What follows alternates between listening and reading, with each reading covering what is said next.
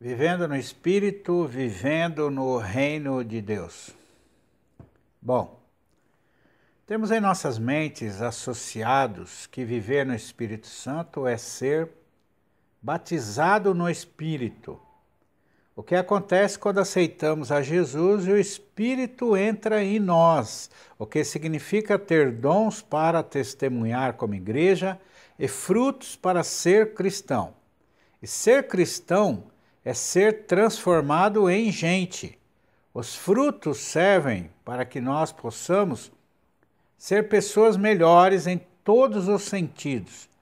Como você pode ver no vídeo anterior, onde falo do batismo da igreja, batismo do cristão, fazemos uma mistura e entramos no erro ao trocar o que é o batismo da igreja e o que é o batismo do cristão, que não são a mesma coisa. Mas a maioria das nossas igrejas só consegue compreender vida no Espírito até aí, só isso. A maioria das igrejas e até de livros cristãos, nacionais ou não, só enxerga a vida no Espírito como ter o Espírito Santo. A meta para muita gente é receber o Espírito Santo. A partir do recebi o Espírito, acabou o ensino e ficamos sem saber o que fazer a partir daí. Parece até que a vida espiritual acaba quando nós recebemos o Espírito Santo.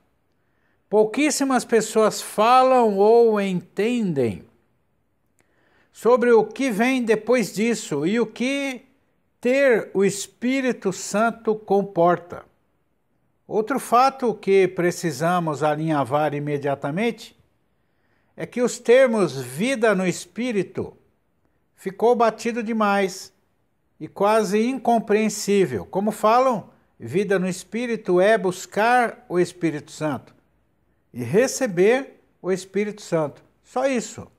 Cercaram com o muro o assunto e a igreja se divide em buscar o Espírito Santo e receber o Espírito Santo. E acabou. Alcançadas as duas grandes metas do Evangelho, não há muito mais o que se fazer. Aí vamos então pensar em sermos arrebatados. Outra grande meta que precisamos pensar também, com os joelhos no chão e a Bíblia aberta na mão. Quando falamos vida no Espírito, o que vem imediatamente à sua mente? Falar em línguas? Ainda assim nos ensinaram pela metade o assunto, pois falar em línguas sem o dom da interpretação das línguas é muito pouco. Paulo já ensinou que quem recebeu o dom de línguas precisa receber o dom da interpretação dessas línguas. Mas a igreja só ensina a buscar o dom de línguas e não o da interpretação. Temos então um ensino pela metade. Estão omitindo a parte da interpretação, ou pior, não a entenderam. Quero propor aqui um novo pensamento, não apenas falar de vida no Espírito, mas vamos cunhar novos nomes para o assunto, vida no reino de Deus. É o mesmo assunto, é a mesma coisa, porém com um outro nome, para quem sabe conseguir despertar as pessoas para novas realidades. Quando falamos vida no Espírito, já está gravado em nós, por centenas de pregações, o que seja a vida no Espírito, o que se resume a buscar o Espírito Santo e receber o Espírito Santo. Porém, quando falamos em vida no reino de Deus, isso assume novos ares, não é mesmo? São a mesma coisa, porém dita de outra forma, isso nos traz uma outra realidade. Aí entra o papel do pregador. Dia desses, fomos a uma igreja próxima de casa e o pregador da noite falou e repetiu várias vezes, talvez para acreditar nisso, que a igreja não precisa da interpretação, mas só da revelação. Ele insistiu nisso e ouvimos várias vezes ele repetir o bordão. Isso é um erro muito bobo. O que é a interpretação? É falar de forma simples assuntos difíceis que nem todos conseguem compreender de primeira. Digo e repito que os pregadores, todos eles, deveriam ser intérpretes do Evangelho. Se você não pensa assim, comece a pensar. Os pregadores não estão na igreja para ler a Bíblia, mas para explicá-la, ensiná-la e interpretar. Eu quero ir para a igreja e ouvir em todos os cultos a palavra com profundidade. Quero um ensino, uma explicação sobre o que eu ainda não sei, mas não é o que está acontecendo. A impressão que me dá é que os pregadores estão se esmerando por não falar nada. Quero um exemplo? A minha esposa disse que a sua família começou a levá-la a uma igreja pentecostal próxima e adolescente começou a ir sozinha. Começou de criança, cresceu, agora adolescente, começou a ir sozinha. Então eu a conheci, morei 1 ano com ela antes de casar, a gente queria fazer um casamento bacana e acabou acontecendo. Na época não tínhamos condições de casar, depois tivemos. A princípio ela não queria casar, já com 20 e poucos anos. Eu não entendia por quê. Conversando, compreendi que ela não foi ensinada pela sua igreja que precisava casar. Aliás, descobri com o tempo que ela não foi ensinada sobre nada. Uma pessoa nasce na igreja, fica na mesma igreja até alcançar a maioridade e ainda assim não aprende nada. A princípio pensei que o erro estava na minha esposa e fui conhecer a sua igreja. Eles têm o costume, de muitas igrejas de hoje em dia, de serem imediatistas e falarem sobre o hoje, sobre o que está acontecendo agora, e não ensinam doutrinas bíblicas. Isso cria uma eterna igreja infantil. O imediatismo fala da igreja hoje, das suas necessidades atuais. Mas o que leva a igreja para frente, qualquer igreja, são as doutrinas bíblicas. Falar para hoje, para o público de hoje, resolve o problema do público, mas não resolve o problema da igreja. Imagina se todas as igrejas pararem de ensinar o que é batismo. Daqui a 1 ano, 2 anos, 5 anos, ninguém vai lembrar mais. Na próxima geração, já não existirá mais esse ensinamento. Temos hoje em dia igrejas que divertem, mas não doutrinam.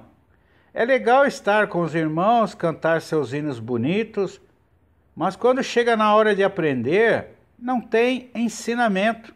A igreja fica constantemente dizendo que Deus vai te ajudar, Deus vai te abençoar e não ensina nada. Pelo menos não ensina o que mais deveríamos estar aprendendo, que é viver no Espírito, viver no reino de Deus. Outro exemplo é uma conversa que tive com um pastor amigo. Ele me dividiu seu coração e me disse que se sente frustrado com seu ministério. Ele disse que queria ser como Jesus, que um dia subiu ao monte e quando desceu veio manifestando milagres e curas. Mas ele mesmo deu a resposta por que isso não acontece na vida dele. Continuando a conversar com o meu amigo, ele disse que Jesus era um caso à parte e que ele é 100% Deus e 100% homem. Jesus é um outro nível de homem e nós não sabemos ser como Jesus. Não sei se você compreende que o irmão limitou a operação do Espírito Santo. Dizer que ele não pode realizar os milagres que gostaria de realizar é o mesmo que dizer que ninguém pode. E esta premissa sabemos que é falsa, pois tem um monte de gente hoje em dia que está operando nos milagres, nos dons do Espírito. Nós, igreja, precisamos entender que Jesus iniciou o seu ministério assim como é o nosso. Quando ele entrou para o ministério, que foi declarado quando ele se batizou nas águas, ali iniciou as revelações a ele sobre o que deveria fazer. Até então, ele tinha vislumbres no seu espírito humano, assim como nós. Conforme Jesus orava, o Espírito Espírito Santo ia lhe revelando passo a passo do que fazer e como fazer, assim como o Espírito revela para nós. Jesus não poderia ser o nosso exemplo se fosse inacessível o que ele fazia. Jesus, a princípio, não sabia que era o Filho unigênito do Pai e um dos personagens da Trindade. Jesus não sabia disso. Conforme o seu ministério ia avançando, o Espírito ia repetindo para ele. Jesus tinha a concepção, quando entrou no ministério, que era mais um Filho de Deus, como milhões de outros. Mas a revelação que era o Filho unigênito só veio quase na metade do seu ministério. Podemos ainda observar que desde o princípio o diabo tentou com isso. No deserto, o diabo colocou dúvidas se ele era o Filho de Deus. E na cruz, homens que emprestaram as suas bocas para o diabo disseram que se ele era o Filho de Deus, que descesse da cruz então. Jesus sempre foi 100% Deus, mas na terra veio e permaneceu até a sua morte como homem. Uma ou duas vezes só se manifestou na terra o Deus que ele é.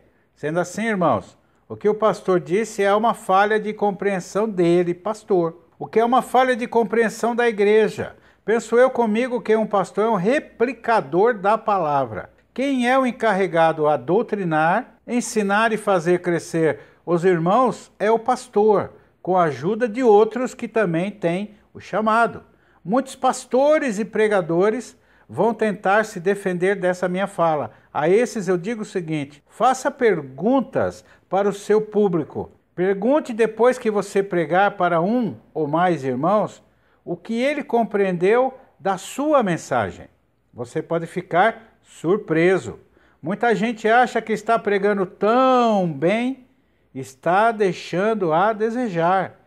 Esse negócio de ficar pregando só para hoje e não pregar doutrinas mais atrapalha do que ajuda. Nós já notamos que o espiritual acontece na vida de muitas pessoas, mas ao indagarmos como ele conseguiu seu milagre, ela não sabe o que fez e aí vem a resposta mais fácil. Deus deu porque ele quis. Essa fala para mim é limitadora. Deus deu porque ele quis, não me dá alternativas e notamos claramente na Bíblia que não deve ser assim. Mas como deve ser o que não entendemos? Porque o milagre ou viver no Espírito não é constante. Tem muita gente pensando que ser cristão é só na igreja. Saiu dali, do ambiente, acabou. O erro não vem propriamente das pessoas, mas o erro vem dos ensinos que ela está tendo ou não está tendo. Vamos pensar na justiça de Deus e na nossa herança cristã. Nós cristãos somos herdeiros do reino desde quando aceitamos a Jesus. Aceitou a Jesus, virou herdeiro. Tudo que o céu pode nos dar já é nosso desde a hora em que aceitei a Jesus. Fazem muitos anos que tenho dito que o grande problema está em trazer o reino de Deus para a terra, para as nossas vidas. Efésios 1:3 ainda é um desafio dos maiores que temos a enfrentar. Bendito o Deus e Pai de nosso Senhor Jesus Cristo, o qual nos abençoou com todas as bênçãos espirituais nos lugares celestiais em Cristo. Nós já somos abençoados com todas as bênçãos espirituais nos lugares celestiais em Cristo, através de Cristo. Parece que o que não compreendemos é a injustiça que sofremos. Sou crente, portanto sou herdeiro de Deus, tenho herança, bênçãos sem medida.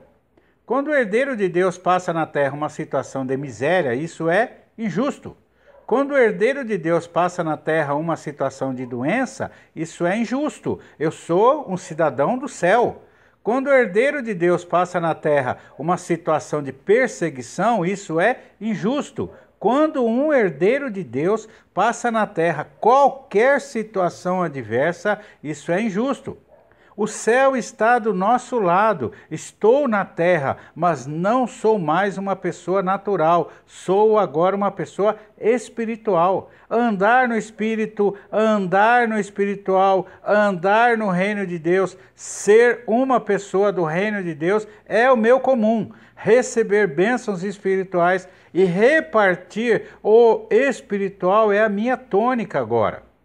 Desde quando aceitamos a Jesus, nos tornamos espirituais. Sou espiritual. Você, cristão, é espiritual.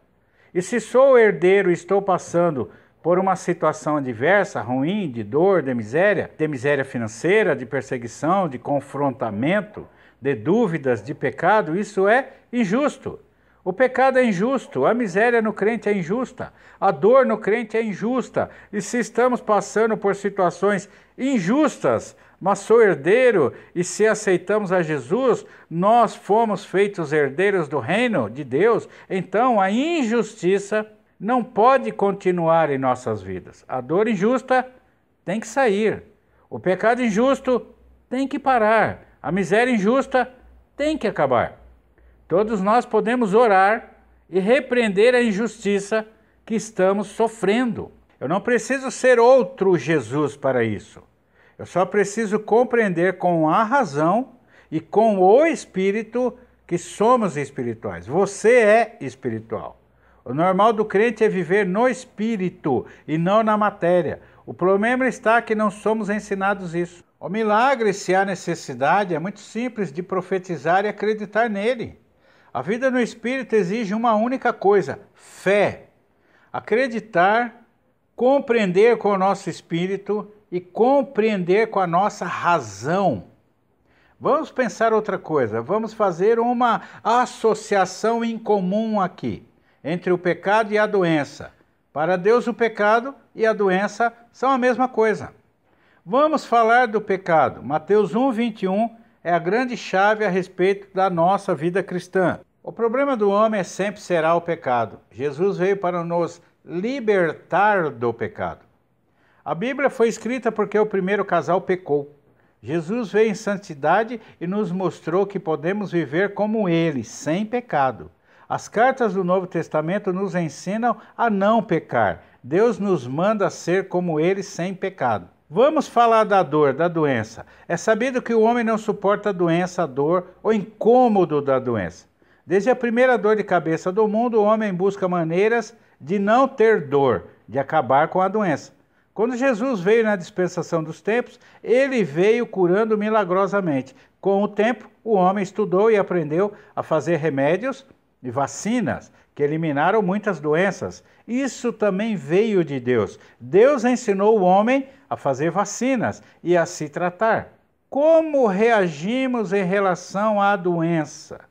Nós vamos ao médico, nós oramos, nós repreendemos, mandamos embora, somos ungidos, fazemos campanhas, levantamos jejuns, nos ungimos, oramos, ungimos de novo, vamos ao médico de novo, pedimos oração de novo, e ungimos a nós mesmos de novo, e nós pedimos oração, e nós oramos, e nós jejuamos, e repreendemos, e oramos, e pedimos oração ao pastor, e pedimos oração aos irmãos, e oramos, e isso indefinidamente, até o momento que a cura acontece. Seja pelo remédio, seja pela oração, seja pela imposição de mãos ou não, nós não aceitamos a doença.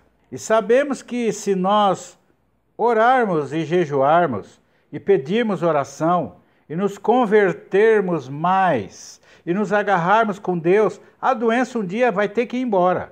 Não se iluda. Toda doença veio para matar o ser humano. Não existe doença boazinha. Qualquer doença pode matar. Mas a gente ora e lê a Bíblia e repreende e a gente pede para alguém orar pela gente e a gente se unge e busca Deus e de tal forma que a doença vai embora um dia, graças a Deus. Vamos voltar a falar do pecado agora. O que é o pecado? É seguir caminhos que não são o de Deus. O pecado é o oposto do caminho de Deus. Quem é bom para o diabo? Aquele que mais pecar, é lógico. Quanto mais pecado, quanto mais beber, mentir, errar, mais o diabo está gostando da pessoa. O diabo se alimenta então do pecado, mas quem é bom para Deus? Quem se afastar do pecado, quem viver uma vida pacífica, quem trabalhar sério, quem não beber, não fumar, não mentir, não errar, melhor é para Deus, que quer o nosso bem. Nós acreditamos, e acreditamos mesmo, que se ficarmos doentes, vamos orar até a doença ir embora, e ela vai embora. Nós acreditamos nisso, é real para nós. Em oração, nós entramos no espiritual, nós entramos no reino de Deus e profetizamos uma mudança na terra, e ocorre uma mudança na terra. Em oração, nós entramos no reino de Deus e trazemos para a terra o reino de Deus que se instala na terra. Porém, a respeito do pecado, a nossa fé é menor ou diferente. Acreditamos que podemos orar e repreender a doença, mas não acreditamos que podemos repreender o pecado. Para Deus, o mesmo poder de repreender a doença é o mesmo poder de repreender o pecado. Na cruz foi eliminado o poder do pecado, assim como na cruz foi eliminado o poder da doença. E isso nós nos apropriamos pela fé. Porém, eu entendo que o pecado é diferente da doença. Nós não queremos a doença, mas não é assim em relação ao pecado. Queremos que a doença vá embora. Usamos todas as nossas forças para isso. Porém, há uma resistência pequena em relação ao pecado. Quem está praticando o pecado, na verdade, não quer que ele vá embora. Precisamos abrir mão do pecado para que ele se vá. E para abrir mão do pecado, vamos ficar sem pecado. E isso muita gente não quer. As pessoas não gostam dos efeitos espirituais do pecado. As pessoas não gostam dos efeitos materiais do pecado. Mas o homem é pecador desde a sua origem. Mas não dá para ficar com Deus e com o pecado ao mesmo tempo. Precisamos compreender que o pecado nos atrapalha recebermos as bênçãos. Para receber as bênçãos, precisamos nos livrar do pecado. Quando não pecarmos, nós vamos agradar a Deus. O pecado desagrada a Deus e é a única coisa que faz com que Deus fique contra nós. O pecado pode nos matar e nos levar ao inferno, longe de Deus, para sempre. Porém, eu não preciso pecar, mas o pecado é uma força espiritual. Paulo fala que existe a lei do pecado em Romanos 6, mas no mesmo lugar fala que existe uma lei superior, que é a lei da graça. Contra a lei do pecado, nós temos a lei da graça. Assim como podemos repreender a doença, podemos repreender o pecado. A graça já me proporcionou o poder de cura e o poder de santidade. Assim como na doença nós oramos, jejuamos, ungimos, pedimos oração, nós determinamos, profetizamos, choramos, gememos, imploramos, temos que fazer a mesma coisa em relação ao pecado. O mesmo poder na cruz que dá vitória sobre a doença, dá vitória sobre o pecado. Mas nós tratamos o pecado como se fosse algo tão espiritual que nem Deus pode resolver. Falando espiritualmente, a Bíblia toda nos dá mostra de que homens de Deus entraram na presença de Deus, no reino de Deus, e falaram palavras do reino, não da terra. A Bíblia nos dá centenas de exemplos. Um deles está em João capítulo 1, versículo 29, onde João Batista batizava nas águas e viu Jesus se aproximando e disse às pessoas próximas a ele: vejam, é o Cordeiro de Deus que tira o pecado do mundo. Como é que ele entendeu isso? João falou revelações do reino de Deus. Ele estava no Espírito e o Espírito mostrou revelações do reino. João falou o que viu, o que entendeu, no reino de Deus, e falou do que via, do que entendia, e João trouxe o reino de Deus para a terra.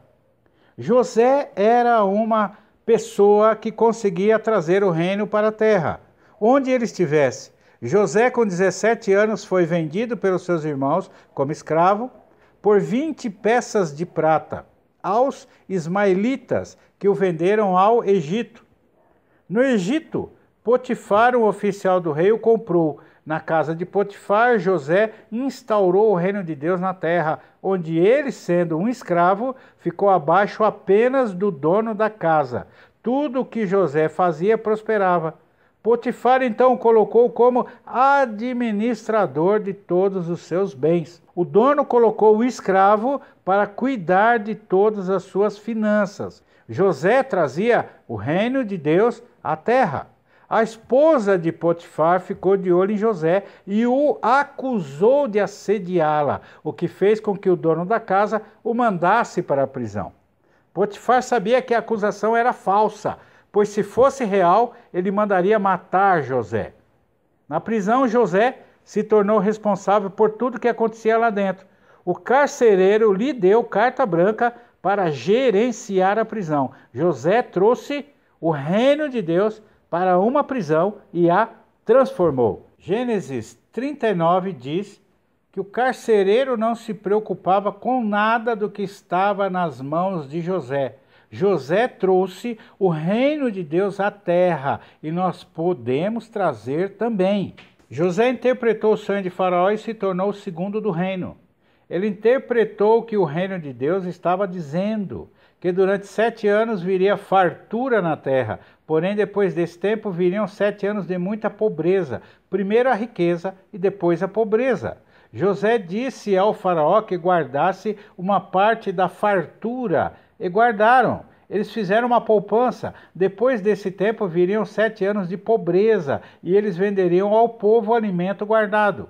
José trouxe preservação e prosperidade na época de escassez, e depois dos anos de vaca magra, o Egito estava mais rico. José trouxe o reino de Deus à terra de novo. José aprendeu a confiar no céu e andava na presença de Deus, e essa atitude fazia com que o reino viesse à terra. A Bíblia diz que Deus era com ele, assim como diz que é conosco. Podemos trazer à existência o reino de Deus à terra hoje, em nossas vidas e em nosso redor, assim como José fez e assim como muitos outros servos fizeram. A prosperidade do reino. Muitos imaginam que Deus é com a pessoa se a pessoa começar a manifestar prosperidade financeira. Se não houver prosperidade financeira, então muitas pessoas acham que Deus não está com o crente ou que o crente está em pecado. Porém, muitas vezes o crente não tem prosperidade, não porque esteja em pecado, mas porque não entendeu que a prosperidade faz parte do reino de Deus e ele não foi ensinado a trazer à existência o reino à terra. O reino é próspero e eu devo falar palavras do reino e não palavras da terra. Quando eu concordo com o que o reino diz de mim, eu sou abençoado. Quando eu concordo com o que a terra me fala, eu não tenho respostas do céu. O reino é próspero. A minha fala tem que ser a do reino. Falando o reino, eu trago à existência o reino onde eu estiver. Nós temos uma teologia falsa na qual nós falando aqui sobre a prosperidade do reino, ela vai ficando um pouco mais patente. Eu vou dar um exemplo porque as pessoas pensam o seguinte, e eu vou dar um exemplo aqui. Um homem foi preso, a polícia veio, prendeu aquele homem, a gente imagina que a polícia veio porque aquele camarada estava em pecado. Ele abriu alguma brecha. O diabo tinha legalidade, como as pessoas falam hoje em dia, o diabo tinha legalidade de poder operar na vida dele. Enfim, um homem foi preso, a polícia levou, bateu nele, eles acusaram ele e ele sempre falava, não, isso é falso, essa acusação não é verdadeira, eu sou inocente, mas eles ainda assim o acusaram. Nós temos essa ideia também. Passa hoje pela nossa igreja de que se alguém foi preso, acusado, é porque estava em pecado. Ele tinha um pecado, tinha que ter um pecado. O homem foi preso, bateram nele, julgaram ele como pecado, bateram tanto nele que no final das contas este homem morreu na prisão. E aí alguém olhando para a vida deste crente, deste irmão em Cristo, a gente olha para este irmão e a gente vai falar o quê? Não, aquele homem, se a polícia veio, pegou, prendeu, acusou, aconteceu, foi consequência, bateram nele e ele morreu na prisão, é porque havia alguma legalidade espiritual para o diabo fazer isso. O homem tinha pecado, em algum lugar o homem tinha pecado. Imagine o seguinte, este homem, um irmão crente, este homem estava orando no jardim, e aí chegaram soldados, o prenderam com uma acusação falsa, ele foi levado a julgamento de noite, onde a gente sabe que não pode ter julgamentos de noite. Este homem bateram nele a exaustão, torturaram ele, deixaram ele se comer, deixaram ele sem beber, crucificaram este homem morreu na cruz, e aí nós vamos falar que este homem, Jesus, ele estava em pecado? Espera aí, essa teoria de que estão falando que tudo que acontece na vida do crente é porque o crente estava em pecado, irmãos, cai por terra. Em Jesus cai por terra. Nem tudo o que acontece na vida de uma pessoa é porque ela estava em pecado. Pode ser que esta pessoa não tinha pecados. Jesus é um homem, um crente, que foi preso, julgado injustamente, ele era inocente e morreu na prisão. Ele não tinha pecados. Nós não podemos acusar os irmãos e falar isso que está acontecendo com você é porque você tinha pecado. A gente não pode fazer isso. Outro dia eu fui na casa de um cunhado meu, estava falando com ele, perguntando para ele, você está num sofrimento faz muitos anos, sofrendo financeiramente, sofrendo com esposa, sofrendo com não sei o quê, sofrendo, padecendo de várias situações, assim como eu também estou sofrendo algumas situações, estão acontecendo alguns problemas, acontecendo coisas que não passam, não sara, não arruma, não resolve. Eu perguntei para ele, você por acaso matou alguma pessoa e enterrou debaixo da sua cama? Ele falou, não, é lógico que não, né? Eu vou matar e enterrar uma pessoa debaixo da minha cama? Não. Você por acaso tem algum pecado escondido que ninguém está vendo? Porque não é possível, ninguém está vendo um pecado gravíssimo, horroroso. Você por acaso tem algum pecado escondido? Ele falou, não, de jeito nenhum. Então, irmãos, por que você está sofrendo? Eu perguntei para ele, há tanto tempo se você não tem pecado nenhum. Ou pelo menos se você não tem um pecado tão grande assim. Então, irmãos, a gente precisa entender essa teologia de tudo que acontece na vida dos crentes. Nós não podemos falar que tudo é pecado, irmão. Nós temos que parar com isso. Pode ser que a explicação não seja esta. A transformação da água em vinho. João 2 nos mostra uma passagem que gosto bastante. A transformação da água em vinho. Há vários elementos ali que nos mostram como é andar no reino de Deus. Nós temos o costume de, nessa passagem, focar somente em Jesus e observar e pregar o que ele fez. Mas a passagem tem outras pessoas que fizeram coisas interessantes também. Maria, por exemplo, agiu de uma forma tão espiritual que gostei tanto que de vez em quando eu faço parecido com o que ela fez. Maria, mãe de Jesus, claramente intercedeu por um problema. Ela observou que acabou o vinho da festa de um casamento e disse isso a Jesus. Ela foi observadora e falou com a pessoa certa, Jesus. Jesus lhe disse que ainda não era a sua hora, pois até então ele não havia feito ainda nenhum milagre e nem entendia no espírito que era a hora de fazer. Maria simplesmente vira-se, é isso que eu gosto, Maria vira-se para os serventes da festa e manda eles fazerem conforme Jesus os mandasse fazer. Espera aí. Ele já havia dito que não iria fazer nada, mas ela não se importou e constrangeu espiritualmente a Jesus, que realizou o milagre. Entenda que o Espírito Santo falou com Jesus o que ele deveria fazer. Ele fez e deu certo. Deus não agiu diferente com Jesus porque ele é Jesus. Deus direcionou como Jesus fazer, como age conosco. O Espírito revela e a gente faz e dá certo. Mas o que importa é que Maria, a mãe de Jesus, entrou no reino de Deus, ela entrou no reino do Espírito, ela entrou no espiritual, ela invadiu a terra. Quando ela disse, façam como ele mandar, isso foi uma fé pura e simples que constrangeu a Jesus e o impulsionou a agir. Maria fez com que o espiritual invadisse a terra.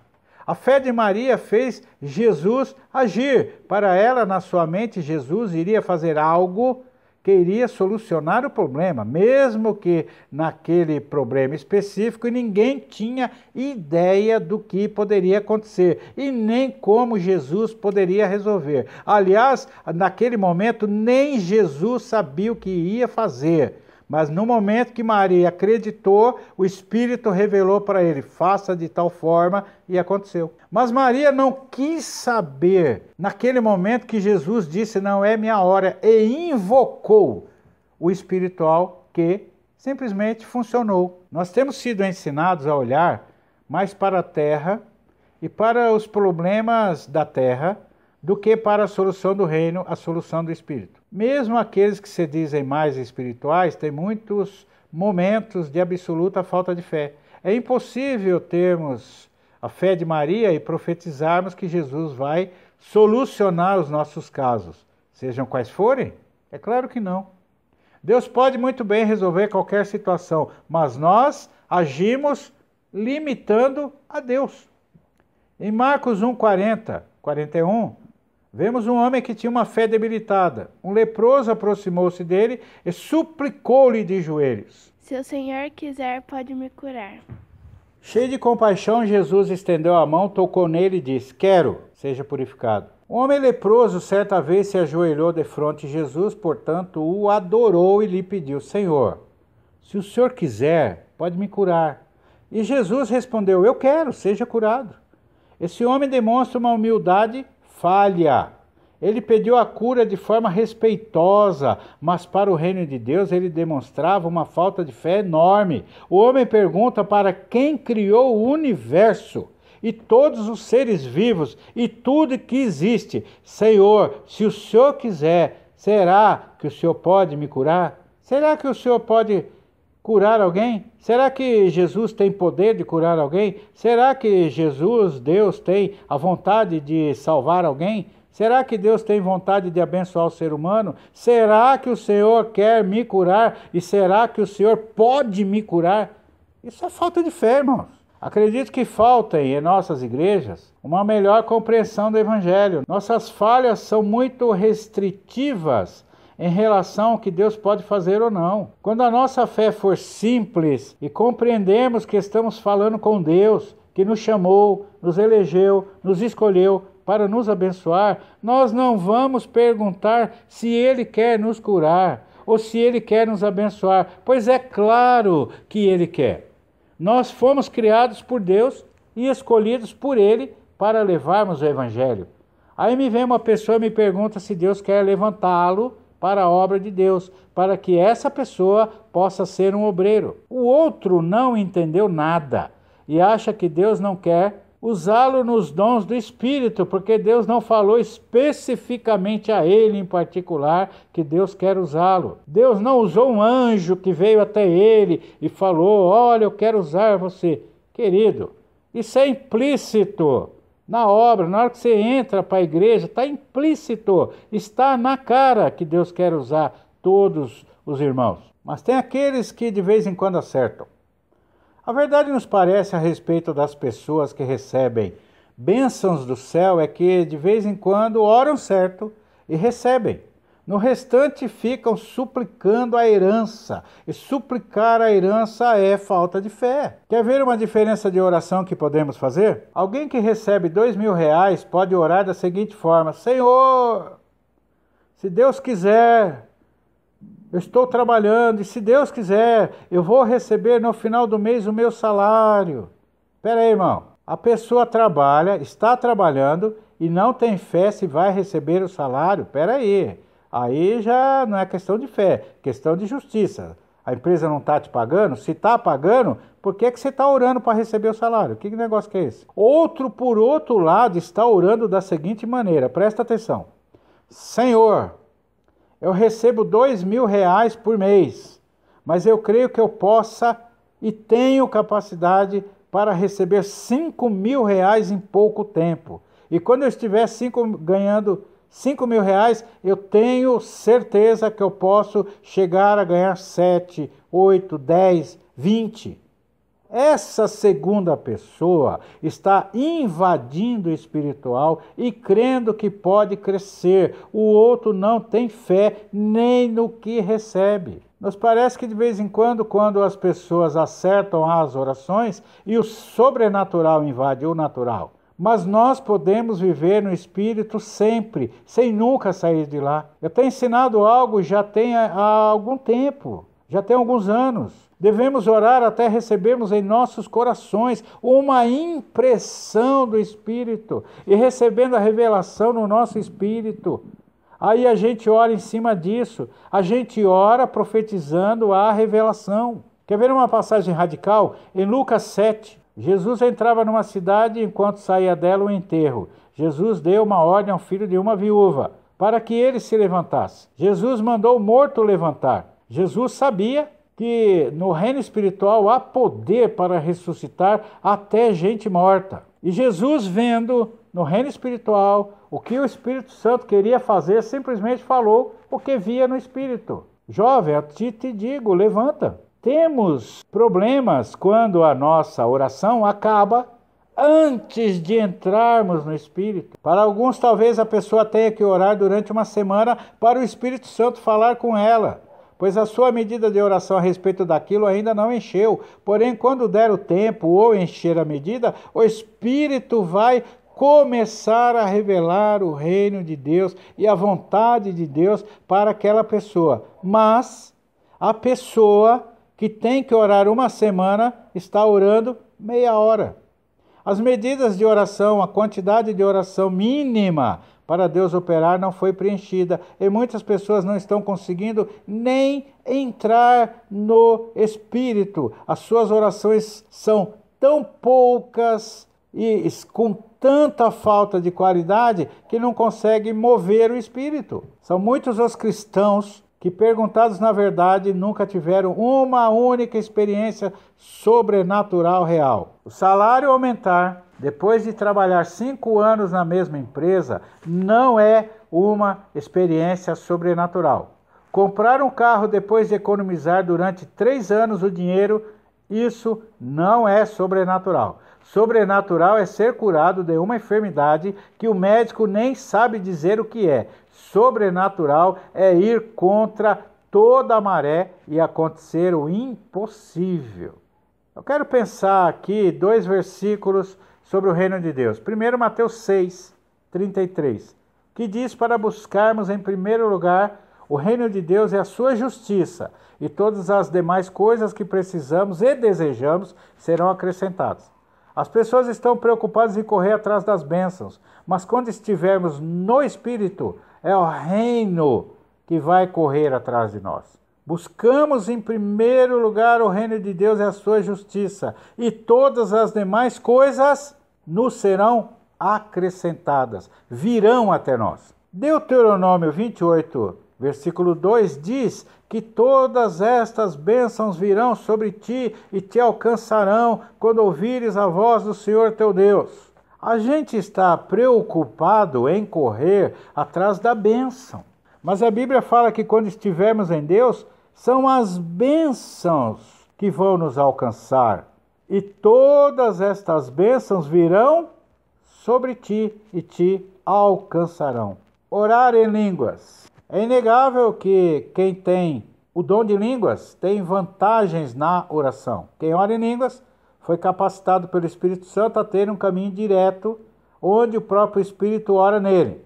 Então, quem tem o dom de línguas deveria orar mais e mais, muitas e muitas horas. Porém, Paulo já nos ensinou que línguas sem interpretação não ajudam muito. Quem tem o dom de línguas, que busque o dom de interpretação do que você está orando. O Espírito Santo está falando com o seu espírito, mas está falando o quê? A nossa fé precisa ser igual a do centurião romano. Ele, sendo um chefe de 100 soldados, centurião, tinha um servo que estava quase à morte. Jesus se dispôs a ir até a casa dele e orar pelo servo, mas o homem mandou avisar que não precisava. Era só dar uma ordem no mundo espiritual que o seu servo seria curado.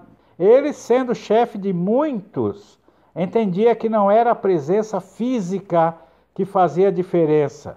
Não era a presença física que fazia diferença alguma. Era a autoridade espiritual. Então Jesus, ouvindo isso, proferiu uma palavra no reino de Deus e o servo foi curado. Conclusão: estão nos faltando proferir palavras no Espírito. Viver no Espírito não é só ser crente, mas ser espiritual. É trafegar no espiritual dia e noite. Muitas vezes as nossas orações são só falta de fé. Nós ouvimos muitas mensagens que são falta de fé. Nós agimos muitas vezes de tal forma que são falta de fé. Nos iludimos com orações que até parecem espirituais, mas não são. Ficamos suplicando misericórdia para bênçãos que já são nossas. Ficamos suplicando misericórdia ao reino de Deus. Ficamos suplicando misericórdia para a nossa herança.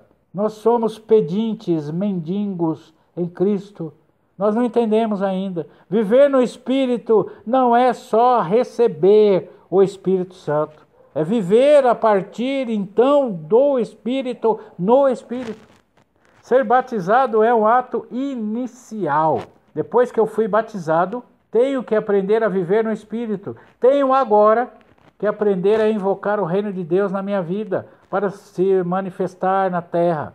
Vamos orar e termos revelações no Espírito, e isso fará com que a gente invoque o espiritual que vai se manifestar. Quando Romanos 12:2 diz para mudarmos a nossa mente, é para pararmos de olhar para a terra e passar a olhar mais para o nosso reino. O que estamos vivendo agora não nos define. Eu sou espiritual. Se aceitei a Jesus, então eu sou embaixador de Cristo e a minha pátria é o céu, com suas características e maneiras de ser. O céu não é a terra e nem funciona da maneira da terra. Deus não é limitado à terra para fazer o nosso milagre. Já que eu sou espiritual, eu devo viver espiritualmente. Na maioria do tempo, as pessoas acham que viver espiritualmente é só lutar contra o pecado. Não é. As pessoas acham que é viver em batalha espiritual. Não é. Pensam no pecado como uma doença que pode e vai sumir com a sua oração. Assim como a doença é repreendida. Você ora pelo pecado, que é o nosso grande problema. Você jejua, busca, pede oração, confessa, pede perdão a Deus. Um dia ele tem que ir embora. O mesmo poder de cura, o mesmo poder de prosperidade, no mesmo lugar aonde foi vencido tudo para nós na cruz, também foi vencido a questão do pecado. Foi vencido a questão da falta de prosperidade, foi vencida a questão de demônios atacando as pessoas, foi vencido a doença atacando as pessoas. O poder da cruz, poder de Cristo, ainda está valendo para todas as coisas. O poder de cura ou o poder de libertação é o mesmo, proporcionado pela cruz. A Bíblia toda, mas principalmente os evangelhos, mostram como funciona o reino de Deus. Devemos ler e estudar a Bíblia, não como se o reino vai vir um dia depois da tribulação, pois o reino está entre nós, disse João Batista. Quando oramos, imediatamente somos levados ao reino de Deus. É verdade, quando alguns oram e dizem, quando iniciam a orar, Senhor, estou entrando em sua presença. É verdade, porém é um erro achar que você tem que sair de lá. Não precisa. Eu posso entrar um dia na presença de Deus, no reino de Deus, e viver no reino para sempre. Você pode ficar no Espírito 24 horas para sempre, até o fim. Isso não implica ficar um crente espiritualizado e louco, que vive em batalha espiritual eterna. Não é nada disso. Pois a Bíblia nos leva a entendermos que a vontade de Deus é sermos gente. Gente que sabe conversar outras coisas que não só o Evangelho. Gente que sabe fazer negócios, gente que vai no cinema e no restaurante, gente que casa, que tem filhos e vive. Quando se diz como Filipenses 4,13, tudo posso naquele que me fortalece, essa fala é de quem entrou no reino e compreende que se eu estou dentro do reino, tudo posso em Jesus. Ou Jesus pode abençoar a minha vida e o mundo através de mim, do que eu estou crendo. Não limitemos o poder do Espírito. O Espírito Santo está contando com que a gente aprenda a andar nele. Sendo assim, irmãos, eu proponho que você leia a sua Bíblia de novo, inteira, do começo ao fim, e observe todos os momentos em que homens de Deus agiram por fé, portanto profetizaram e agiram no reino de Deus. Até no Antigo Testamento, alguns homens compreenderam o reino e agiram baseados nele. Como Elias, que profetizou e durante 3 anos não choveu. Ele viu no Espírito que essa era a vontade de Deus para aquele tempo e profetizou ou disse as palavras que concordavam com o reino de Deus. E aquilo aconteceu. Amém? Que Deus abençoe a todos. Fique na paz. Amém.